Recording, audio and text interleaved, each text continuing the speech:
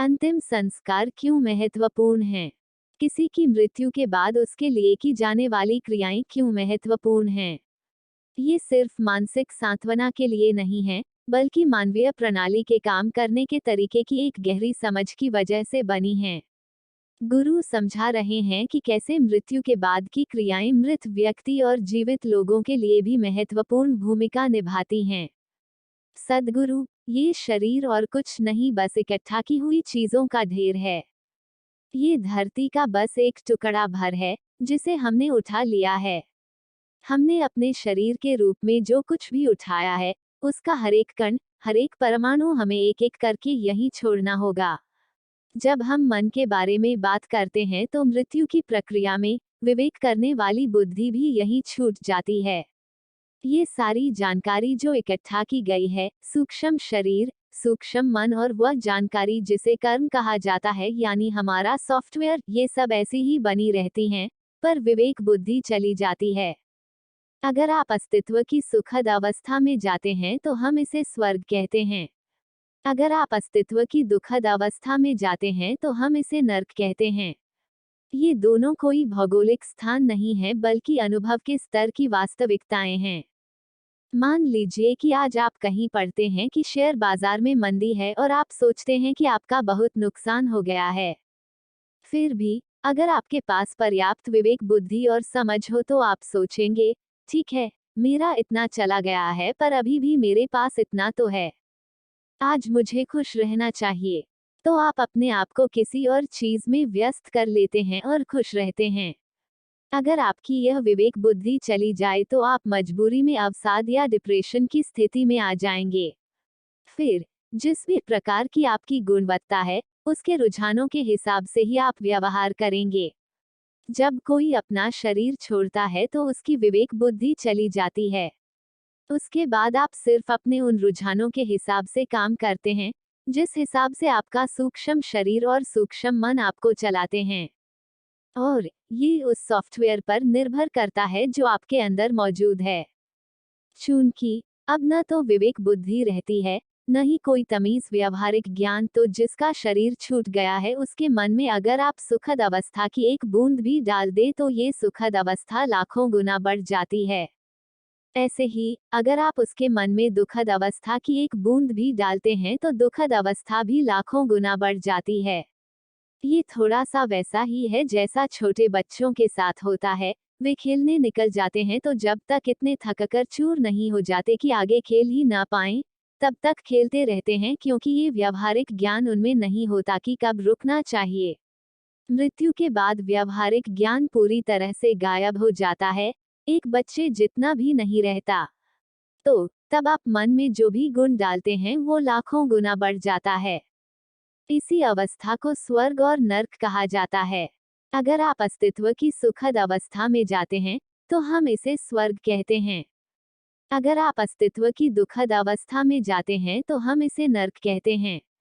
ये दोनों कोई भौगोलिक स्थान नहीं है, बल्कि अनुभव के स्तर की वास्तविकताएं हैं, जिनमें से होकर वह जीव गुजर रहा है जिसने अभी ही अपना शरीर छोड़ा है।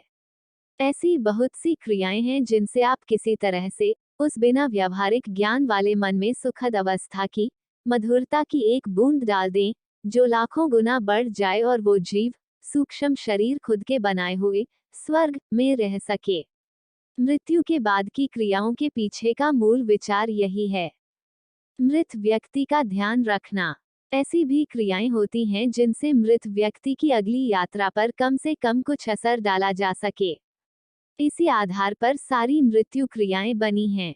जब कोई मर जाता है तो पहला काम जो पारंपरिक रूप से लोग करते हैं वह है मृत शरीर के दोनों पैरों के अंगूठों को एक साथ बांध देना। ये बहुत महत्वपूर्ण है, क्योंकि इससे मूलाधार को कुछ इस तरह से सख्त कर दिया जाता है कि उस जीवन को वहां से शरीर के अंदर फिर से प्रवेश न मिले। जो जीवन इस जागरूकता के साथ नहीं जिया है कि मैं ये शरीर नहीं हूँ, वो जीवन शरीर के किसी भी खुले भाग में से होकर फिर से शरीर के अंदर जाने की कोशिश करेगा, खास तौर पर मूलाधार से होकर। मूलाधार वह जगह है जहां जीवन शुरू होता है, और शरीर जब ठंडा पड़ना शुरू करता है, तब यही शरीर का आखिरी गर्म भाग होता है। जो जीवन इस जागरूकता के साथ नहीं जिया है कि मैं ये शरीर नहीं हूँ, वो जीवन फिर से शरीर के अंदर जाने की कोशिश करेगा, खास तौर पर मूलाधार से होकर। पारंपरिक रूप से हमने हमेशा ऐसा कहा कि किसी के मरने पर उसके शरीर को एक खास समय में जला देना चाहिए। इसका कारण यह है कि जीवन शरीर में वापस आने की कोशिश करता है। शरीर को जलाना मृत व्यक्ति के बाद जीवित रहने वालों के लिए भी महत्वपूर्ण है। अगर आपके किसी एकदम प्रिय व्यक्ति की मौत हो जाए तो आपका मन उपद्रव करना शुरू कर देता है, ये सोचते हुए कि शायद कोई चमत्कार हो जाए और भगवान उसे वापस ले आए। ऐसा कभी किसी के साथ हुआ नहीं है, पर फिर भी मन तो अपने खेल खेलता है क्योंकि उस व्यक्ति के लिए आपकी अपनी भावनाएं हैं। इसी तरह से जिस जीवन ने अपना शरीर छोड़ दिया है, उसे भी लगता है कि वो शरीर में वापस आ सकता है। शरीर को जलाने का विज्ञान। अगर आप इस नाटक को रोकना चाहते हैं तो 1.5 घंटे के अंदर ही मृत शरीर को जला देना चाहिए। आजकल लोगों ने इस समय को 4 घंटे तक ये सुआय निश्चित करने के लिए बढ़ा दिया है कि वह वास्तव में मर गया है। पर शरीर को जितना जल्दी हो सके ले जाना चाहिए। किसानों के बहुत से समाजों में मृत शरीर को दफनाने की परंपरा है क्योंकि वे ऐसा मानते थे कि उनके पूर्वजों के शरीर जिस मिट्टी में से आए थे, उन्हें उसी मिट्टी में वापस जाना चाहिए जिसने उनका पोषण किया था। आजकल तो आप अपना खाना स्टोर्स में से खरीदते हैं तो पता ही नहीं कि ये आता कहाँ से है। तो अब दफनाने की विधि करना ठीक नहीं है। पुराने समय में जब वे मृत शरीरों को अपनी ही जमीन में दफनाते थे तो शरीरों पर नमक और हल्दी लगा देते थे जिससे वे जल्दी ही मिट्टी में मिल जाएं। शरीर को जलाना इसलिए भी बेहतर है क्योंकि इससे पूरा मामला ही खत्म हो जाता है। आपने देखा होगा कि जब किसी परिवार में किसी की मौत हो जाती है तो लोग रोते चिल्लाते रहते हैं, पर जैसे ही शरीर का अग्नि संस्कार हो जाता है वे शांत हो जाते हैं क्योंकि अचानक ही सबको ये सच समझ में आ जाता है कि अब सब कुछ खत्म हो चुका है। यह न सिर्फ पीछे रह जाने वालों के लिए ठीक है बल्कि उस जीव के लिए भी ठीक है जिसने अभी अभी शरीर छोड़ा है, क्योंकि जब तक शरीर था उसे लगता था कि वह वापस आ सकता है, पर अब कोई संभावना नहीं बचती। मृत्यु के बाद की क्रियाओं का महत्व। मृत्यु के बाद की क्रियाएं सिर्फ मृत व्यक्ति को उसकी आगे की यात्रा में मदद देने के लिए ही नहीं हैं, बल्कि ये पीछे छूट गए लोगों के लिए भी हैं, क्योंकि वह अगर अपने पीछे बहुत से अशांत दुखी जीवों को छोड़ गया हो तो उनका जीवन भी अच्छा नहीं रहेगा। ऐसा नहीं है कि उन्हें भूत आकर पकड़ेंगे, पर इसका असर वातावरण पर पड़ता है। जो रह गए हैं उन पर ये मानसिक ढंग से असर डालेगा। आसपास के क्षेत्र में जीवन की क्वालिटी पर भी इसका असर होगा। यही वजह है कि दुनिया की सभी संस्कृतियों में मृत व्यक्तियों के लिए अपनी अपनी खास ढंग की क्रियाएं हैं। सामान्य रूप से ये पीछे रह गए नजदीकी प्रिय व्यक्तियों के कुछ खास मानसिक मामलों को ठीक करने के लिए हैं। किसी न किसी ढंग से इनमें कुछ सार्थकता भी है और कुछ विज्ञान भी, पर शायद दूसरी किसी संस्कृति में इतनी विस्तृत क्रियाएं नहीं है जितनी भारतीय संस्कृति में हैं। जितनी समझ और गहराई से भारतीय संस्कृति ने मृत्यु पर ध्यान दिया है, उतना किसी और संस्कृति ने नहीं दिया है। जैसे ही मृत्यु होती है, वहीं से लेकर, बल्कि उससे पहले से भी, ऐसी पूरी प्रणालियां हैं जिनसे कोई व्यक्ति सबसे ज्यादा फायदेमंद तरीके से संसार छोड़ सके। हर संभव दृष्टिकोण से जीवन को देखने के बाद भारतीय संस्कृति में यह कोशिश की गई है कि मुक्ति के लिए हर संभव चीज की जाए। अगर मृत्यु होने ही वाली है तो वे उसका उपयोग भी किसी तरह से मुक्ति के लिए करना चाहते हैं। तो उन्होंने मर रहे व्यक्ति और मरे हुए व्यक्ति दोनों के लिए शक्तिशाली क्रियाएं बनाई हैं। अब तो ये क्रियाएं और ज्यादा महत्वपूर्ण हो गई हैं क्योंकि धरती पर लगभग हर व्यक्ति बिना जागरूकता के जीवन की यांत्रिक व्यवस्था के बारे में बिना किसी समझ के मरने लगा है। पुराने दिनों में ज्यादातर लोग संक्रमण और रोगों से मरते थे, तो उनके लिए शरीर से परे का विज्ञान बनाया गया। जब वे शरीर में थे तो शायद घर के लोगों को पता ही नहीं चलता था कि उन्हें बीमारी क्या थी, या उन्हें सही इलाज ही नहीं मिलता था, या वे किसी और कारण से मर जाते थे।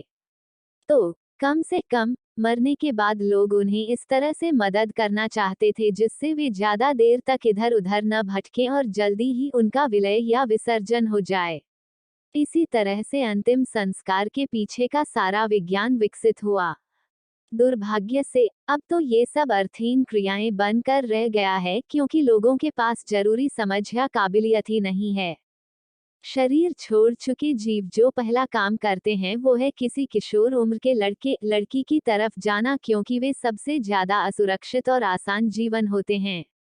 अगर हम मृत लोगों पर ठीक से ध्यान नहीं देते तो उस समाज के किशोरावस्था के बच्चों को बहुत परेशानी होती है। शरीर छोड़ चुके जीव जो पहला काम करते हैं वो है किसी किशोर उम्र के लड़के लड़की की तरफ जाना क्योंकि वे सबसे ज्यादा असुरक्षित और आसान जीवन होते हैं। किशोरावस्था को आप पिघलती धातुओं जैसी अवस्था का मानवीय रूप कह सकते हैं। जब सिर्फ शारीरिक रूप से ही नहीं बल्कि हर तरह से जब विकास और बदलाव तेजी से हो रहे होते हैं तो ऐसी अवस्था में जीवन बहुत जल्दी किसी भी तरह के असर में आ जाता है। अगर उनके आसपास कोई सकारात्मक या नकारात्मक ऊर्जा हो तो उसे किशोर उम्र के बच्चे सबसे जल्दी सोख लेते हैं। किशोर उम्र में लड़कों की तुलना में लड़कियां और ज्यादा आसानी से इस तरह की बातों की चपेट में आ जाती है। पर किशोरावस्था के पहले के बच्चे, खास तौर पर 8-10 साल तक की उम्र के बच्चे सामान्य रूप से इस तरह के प्रभावों में नहीं आते, उन पर ये असर नहीं करता। प्रकृति उनकी इस तरह से सुरक्षा करती है तो आपको उन्हें ज्यादा सुरक्षा देने की जरूरत नहीं है। ज्यादातर 10 से 20 साल तक की उम्र के बच्चों पर ऐसी बातों का असर होता है। मैं जब असर होने की बात कर रहा हूँ तो ये उनके हार्मोनल बदलाव या शराब नशीले पदार्थों के संदर्भ में नहीं है। ऐसा भी हो तो सकता है पर यहाँ बात कुछ दूसरी तरह के असर के बारे में है जिनकी चपेट में ये बच्चे आ सकते हैं। आजकल आप देख सकते हैं कि किशोरावस्था में बच्चों को कितनी तकलीफों, समस्याओं का सामना करना पड़ता है। पुरानी पीढ़ियों में किशोरावस्था की इतनी समस्याएं नहीं थीं। इसका एक कारण ये भी है कि हम मृत लोगों का सही ढंग से ध्यान नहीं रख पा रहे हैं। ये कुछ ऐसा है जैसे वो सॉफ्टवेयर इधर उधर भटक लटक रहे हैं और किशोर उम्र के बच्चे उनकी चपेट में आ जाते हैं। इसलिए या तो जागरूकता पूर्वक जानने से या फिर अपनी समझ से सभी संस्कृतियों में लोग अपने किशोर उम्र के बच्चों के लिए एक सुरक्षात्मक वातावरण बनाते हैं।